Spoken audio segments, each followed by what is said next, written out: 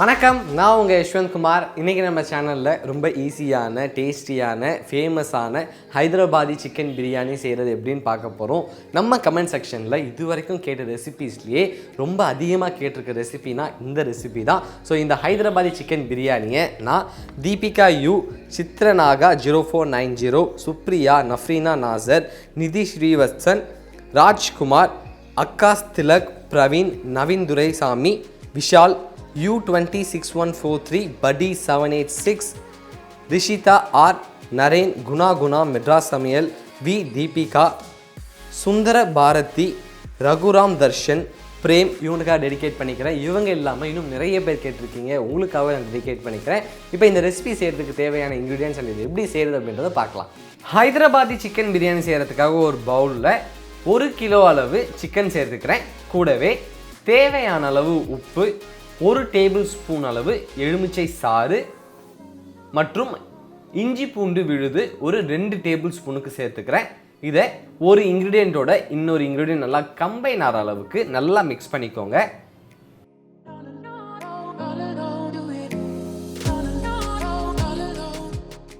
Mix பண்ணதன் பிறகு இதில் 2 table spoon அளவு மல்லித்தூள், 1 டேபிள் ஸ்பூன் அளவு மிளகாய்த்தூள், 1 டேபிள் ஸ்பூன் அளவு கரம் மசாலா, 3 பச்சை மிளகாயை நீல வாக்கில் நறுக்கி சேர்த்துக்கிறேன். அடுத்து 50 கிராம் அளவு பொடியாக நறுக்கிய புதினா, 50 கிராம் அளவு பொடியாக நறுக்கிய கொத்தமல்லி சேர்த்துக்கிறேன்.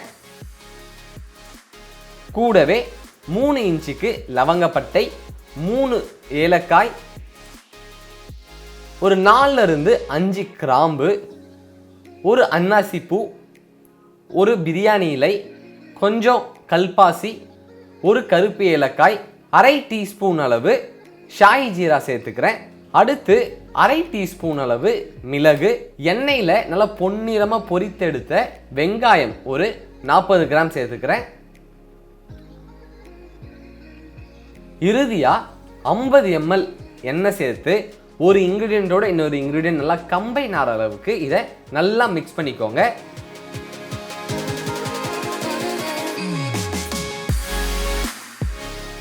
நல்லா மிக்ஸ் பண்ணதன் பிறகு கடைசியாக 50 ml அளவு தயிரை கொஞ்சம் கூட லம்ஸே இல்லாத அளவுக்கு நல்லா மிக்ஸ் பண்ணி இதில் சேர்த்து மறுபடியும் ஒரு வாட்டி நல்லா மிக்ஸ் பண்ணிக்கலாம்.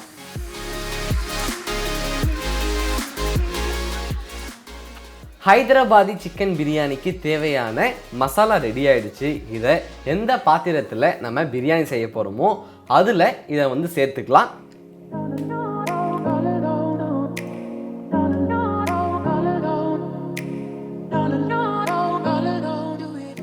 சேர்த்ததன் பிறகு எல்லா சிக்கனும் சரி சமமாக குக் ஆகிறதுக்காக இதை ஈவனாக ஸ்ப்ரெட் பண்ணிக்கோங்க.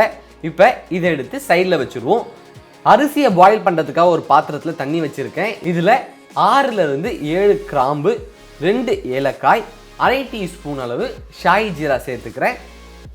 கூடவே தேவையான அளவு உப்பு சேர்த்து இதை நல்லா மிக்ஸ் பண்ணிக்கோங்க.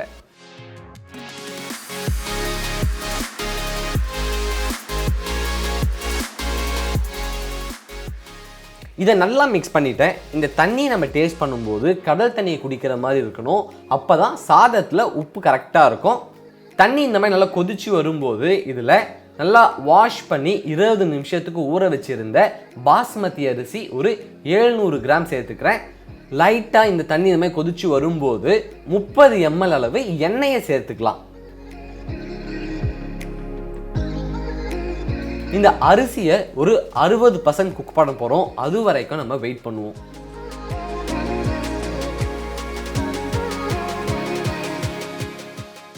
இப்போ இந்த ரைஸ் குக் ஆயிடுச்சு. இதோடைய பதம் எப்படி இருக்குது அப்படின்றத உங்களுக்கு காட்டுறேன்.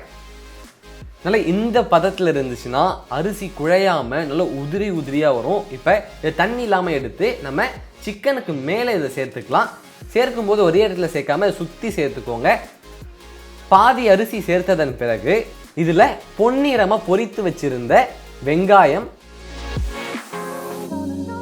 பொடியாக நறுக்கிய புதினா மற்றும் கொத்தமல்லியை கொஞ்சம் மேலே தூவிக்கலாம். அடுத்து மீதமுள்ள அரிசி எடுத்து மறுபடியும் இது மேலே சேர்த்துக்கோங்க.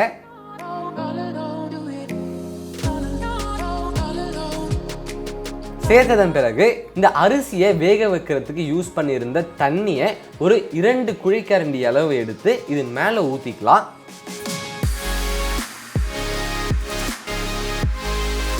அதன் பிறகு குங்குமப்பூ தண்ணி ஒரு 2 டேபிள் ஸ்பூன் அளவு சேர்த்துக்கிறேன். மறுபடியும் பொன்னிறமாக வறுத்து வச்சிருந்த வெங்காயம், பொடியாக நறுக்கிய புதினா மற்றும் கொத்தமல்லியை மேலே தூவிக்கலாம். கூடவே 1 டேபிள் ஸ்பூன் அளவு ரோஸ் வாட்டர், 1 டேபிள் ஸ்பூன் அளவு கெவ்ரா வாட்டர் சேர்த்துக்கிறேன். அதன் பிறகு 2 டேபிள் ஸ்பூன் அளவு நெய்யும் சேர்த்துக்கிறேன். இப்போ இதை ஒரு லிட்டு போட்டு க்ளோஸ் பண்ணி ஹை ஃப்ளேமில் ஒரு 8 மினிட்ஸ் வைங்க, லோ ஃப்ளேமில் 8 மினிட்ஸ் வைங்க. அதன் பிறகு ஆஃப் பண்ணிவிட்டு தம்மில் ஒரு ½ அன் ஹவர் வைங்க. ½ அன் ஹவர் கழித்து இதை நம்ம திறந்து பார்க்கலாம்.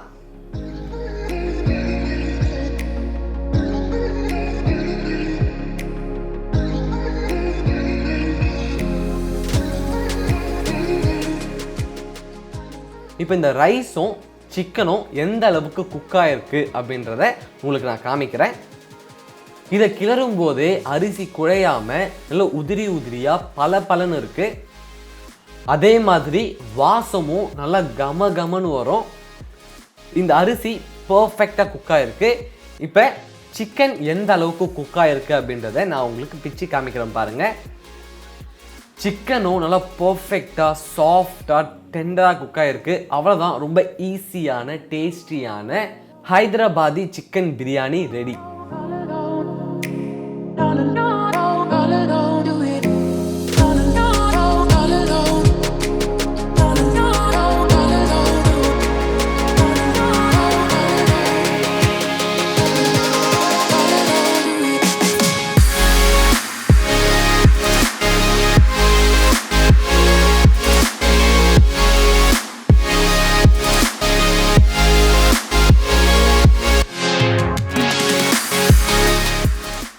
ஒரு சூப்பரான டேஸ்டியான ஹைதராபாதி சிக்கன் பிரியாணி ரெடி ஆகிடுச்சு.